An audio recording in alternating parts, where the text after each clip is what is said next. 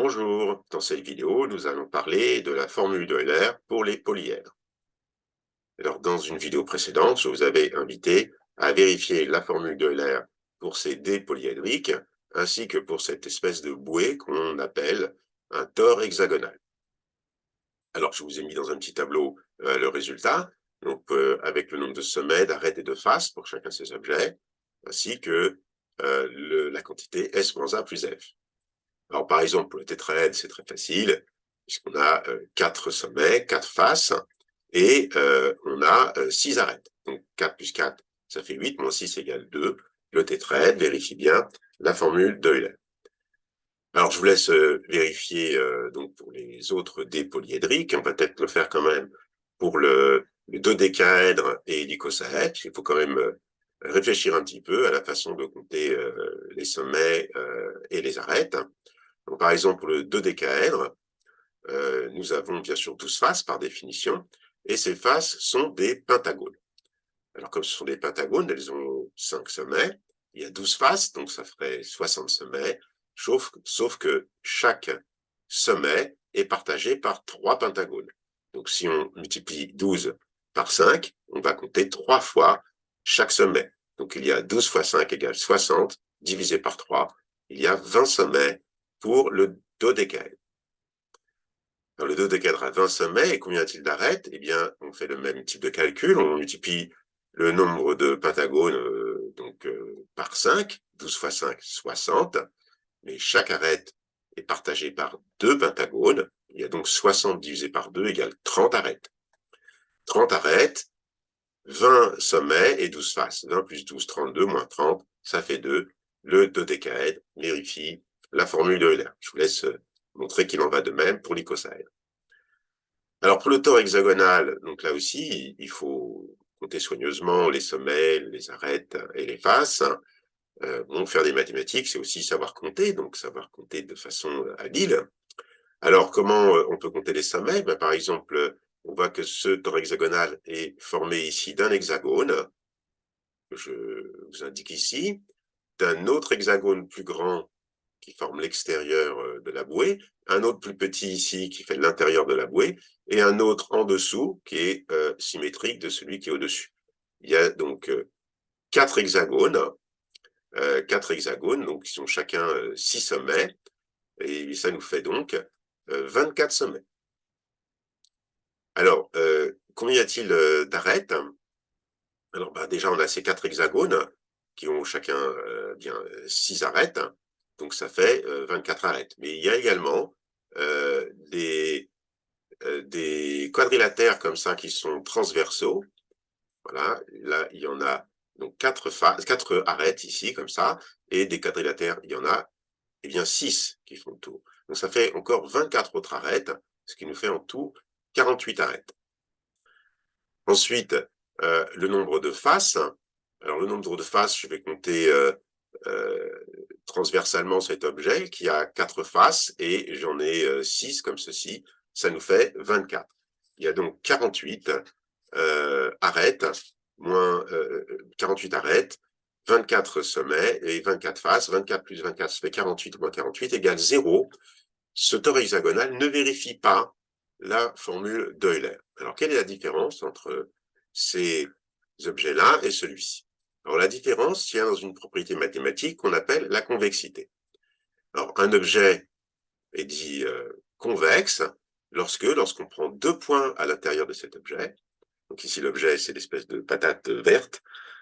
Quand on prend 2 points x et y et qu'on les relie par un segment, eh bien, le segment doit toujours être entièrement à l'intérieur de l'objet. Donc ça, c'est un objet convexe. Celui-ci, qui est une sorte de forme de cacahuète, là, n'est pas convexe, puisque si je prends un point X ici, un point Y ici, et que je les relie, eh bien, ça déborde. Donc ici, on a un objet qui n'est pas convexe. Alors, si je reviens un petit peu en arrière, vous voyez que si je prends un point dans cette face rose-là, et un point dans la face bleue qui est en face, et que je les relie, je sors de la bouée, et donc cette bouée n'est pas convexe. Tandis que si je prends par exemple un cube, je prends un point à l'intérieur du cube ou sur une face, un autre point n'importe où à l'intérieur du cube ou sur une autre face, et que je les relie, eh bien le segment, il sera toujours à l'intérieur, donc le cube est convexe. Alors, ça marche quand c'est un polyèdre convexe, c'est ça la moralité de cette histoire, et ça ne marche pas quand le polyèdre n'est pas convexe. Donc, on peut dire que la formule de Euler, en tout cas, elle est vraie pour tout polyèdre convexe. Donc, le nombre de sommets moins le nombre d'arêtes plus le nombre de faces est égal à 2 pour un polyèdre convexe. Alors, c'est ça qu'il faudrait démontrer. Alors, je ne vais pas vous donner une preuve rigoureuse, je vais essayer de vous convaincre que c'est vrai. Et pour ça, je vais vous donner une sorte de preuve visuelle. Alors, on va faire un petit peu comme les artistes de la Renaissance, quand ils apprenaient à dessiner en perspective.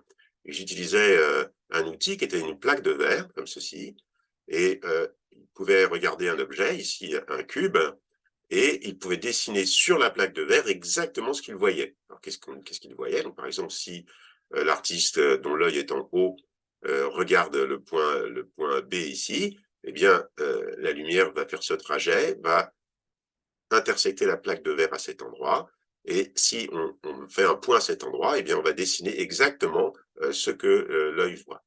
Et donc, on va dessiner le cube en perspective en faisant ça pour chacun des points du cube. Alors, on peut inverser un peu la situation, imaginer qu'au lieu de regarder la lumière depuis l'œil envoie des rayons laser, et si on a un cube qui est ici assez près de l'œil, ben, chaque sommet va être envoyé par le rayon laser sur une feuille de papier ici. Et on voit qu'en fait, si le cube se rapproche suffisamment de l'œil, si l'œil est à peu près au centre d'une face, vers le centre d'une face est suffisamment proche, eh bien, les arêtes du cube ici sont projetées sur la feuille de papier d'une façon à ce qu'il n'y ait pas d'intersection entre ces arêtes. Donc, ce qu'on obtient sur la feuille de papier, c'est exactement un graphe planaire, c'est-à-dire un graphe sans intersection d'arêtes. Or, la formule de Euler, elle est vraie pour les graphes planaires. Ce graphe planaire qui est ici, donc je l'ai fait en bas un peu plus grand, on l'appelle le diagramme de Schlegel du cube. Donc, ça représente les sommets du cube et les arêtes du cube, mais vu depuis un point qui se trouve très proche d'une face du cube.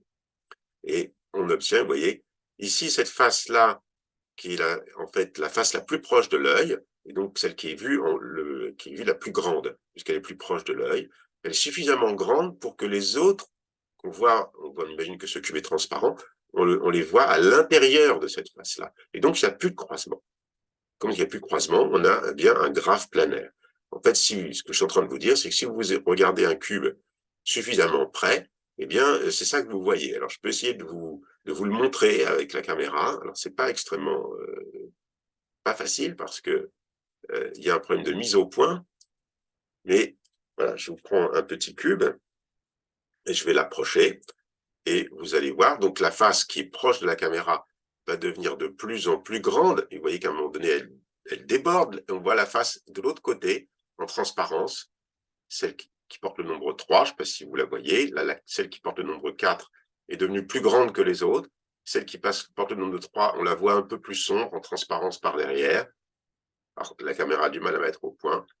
Et ce que vous voyez ici sur l'image de la caméra, ça doit ressembler beaucoup au diagramme de Schlegel qui est juste à côté. Voilà. Je ne sais pas si vous êtes convaincus.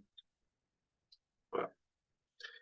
Alors ça, c'est pour un cube, mais on peut faire la même chose pour n'importe quel polyèdre, pourvu qu'il soit convexe.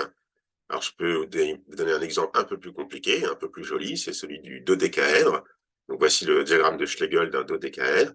Donc si vous regardez un dodécaèdre de suffisamment près, eh bien, la face pentagonale qui est la plus près de votre œil va se retrouver à être la plus grande face, celle que vous voyez en plus grand, et les autres vont, vous les voyez par transparence, et elles vont toutes se trouver à l'intérieur de cette grande face. Alors, je vais essayer là aussi de vous en convaincre avec ce gros dodécaèdre. Je vais l'approcher. Alors, vous voyez là, vous avez une face pentagonale qui est près de la caméra. Je vais l'approcher, donc cette face pentagonale va grandir. Alors, ça sort de l'écran. Hein. Et vous voyez la face de l'opposé, qui est un pentagone inversé. Alors c'est compliqué parce qu'il y a plein de reflets, et ça, vous voyez que c'est celle qui se retrouve au centre du diagramme de Schlegel qui est juste à côté. Vous voyez ici, normalement, c'est comme si les côtés s'ouvraient, vous voyez, et vous devez deviner, plus que vous me voyez, mais vous devez deviner quelque chose qui est en fait le diagramme de Schlegel qui est juste à côté. C'est pas très facile, mais voilà, disons qu'on est convaincu que la formule d'Euler est vraie pour les polyèdres réguliers, puisqu'elle l'est pour les graphes planaires, et qu'on peut associer à tout polyèdre régulier convexe un graphe planaire en le regardant suffisamment près. Merci et à bientôt pour une autre vidéo.